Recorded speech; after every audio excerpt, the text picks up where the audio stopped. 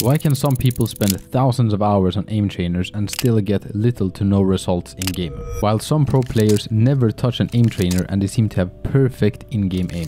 Is it because of talent? Or something else? But why even use aim trainers in the first place? Most people use aim trainers to rapidly improve their raw aim, so that they can get better at their main game.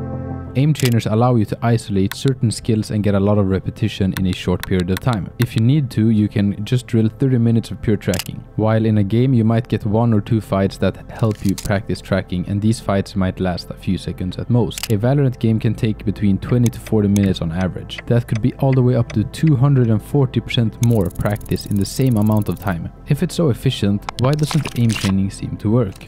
I'd argue it's due to a huge misunderstanding when it comes to aim. In Valorant you need to master aim, movement, utility, agent, map, team play, game sense, timing, peeking, holding angles, gun control, ultimate economy, and nuanced strategy. These alone are 13 different categories of skill, and there's even more. Aim would then account for 7.5% of what makes a player. It's still more important than, say, agent mastery. Or is it?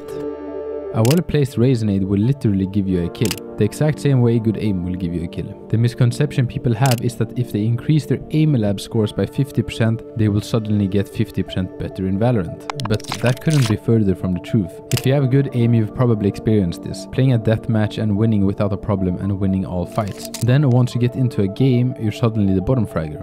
Why? One of the reasons is because playing in a deathmatch is way easier than a ranked game. You don't have people pre-aiming you as much and using strategy or utility to kill you. Does this mean aim trainers are a waste of time? It's not that simple. Depends on your goals. If you purely want to improve your aim, knowing fully that you won't suddenly become a god at Valorant, then it's definitely worth it. Aim trainers are exceptional at improving your aim if used correctly, but aim trainers are not as useful at making you better in game. So if one of your biggest weaknesses in Valorant happens to be aim, well, then you can get some crazy results if done right. But most people do it wrong. So what are people doing wrong when using aim trainers? Most people play scenarios that they think are fun or scenarios they are good at, which is the exact opposite of what you should be doing. Focus on your weaknesses so you can get the most out of your time. Are you bad at hitting moving targets? Play this dynamic clicking routine. Are you bad at flicking to targets standing still? Play this static clicking routine. Are you having trouble tracking a target while spraying? Play this tracking routine. Don't spend more than 10% of your time aim training. I will link these routines in the description. What's the best way to practice this? Always play with a goal. What are you trying to improve? Is it stability? Is it speed? Is it accuracy? If you fail to plan, you plan to fail.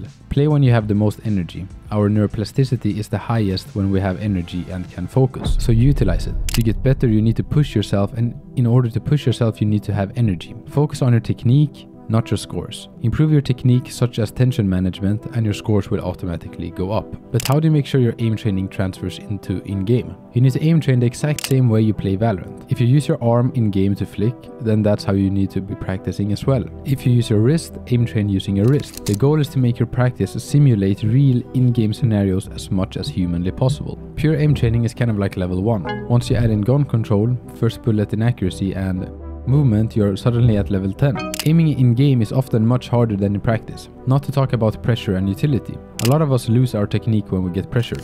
Therefore, I think a big misconception is that people think they want better aim, but is better aim really what you want? What people really want when they say they want better aim is to win the 1v1s. What if I told you that's not the case? And well, there's a lot you can do to get better at winning fights. So I'm going to show you how. We can divide fights into 2 categories. The first one is when you're holding an angle. When holding an angle, you need to have good dynamic clicking technique, because you will be fighting against a moving target. You need to flick to the target, then track it for a split second and shoot at just the right time. All of this can be practiced in aim trainers, but if you actually want to get better at these kinds of fights, you need to practice in-game as well. Play team deathmatches and hold angles. It may sound stupid, but if you want to get better at something, you need to practice that exact thing. Nothing will make you better at holding angles than holding a bunch of angles. So, where can you get the most amount of repetition? In team deathmatches. The second category is when you fight someone standing still, which is usually when you peek, which is just static clicking. Just flick to the target as fast as possible and land on the target and click. Here, aim training can help you quite a bit since it's so simple. The in-game version of it isn't that much harder, but don't stop there. There are some in-game complexities you need to master to get better at these types of fights. When you peek into someone holding an angle and they're standing still, you need to give yourself a split second to analyze the situation before you flick. If you flick and shoot as fast as you can, you will most likely miss. You need to give yourself enough time to get on target. If you've been paying attention, you might have found something's missing, and that is, there's a third type of fights, the strafe fights.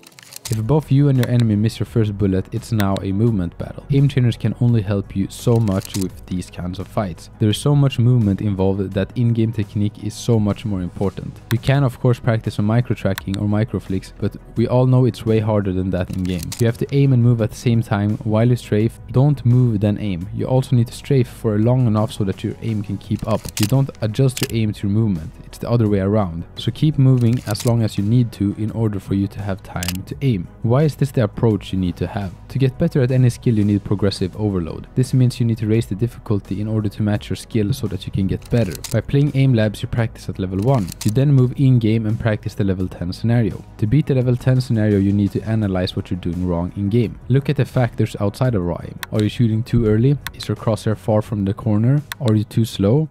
Want to know a secret?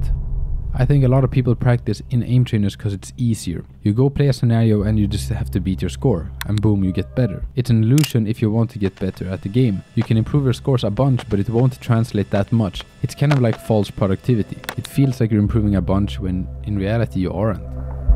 So why doesn't aim training work? It's because it won't help you with movement, crosshair placement, timing, agent mastery, gun control, strafe timing, angle holding, map knowledge, or any of these kinds of skills. Aim training can help your aim, but it won't suddenly make you a much better player. Mechanics in-game still differ a lot from pure aim training. Just adding in movement makes it so much more difficult once you're actually in-game.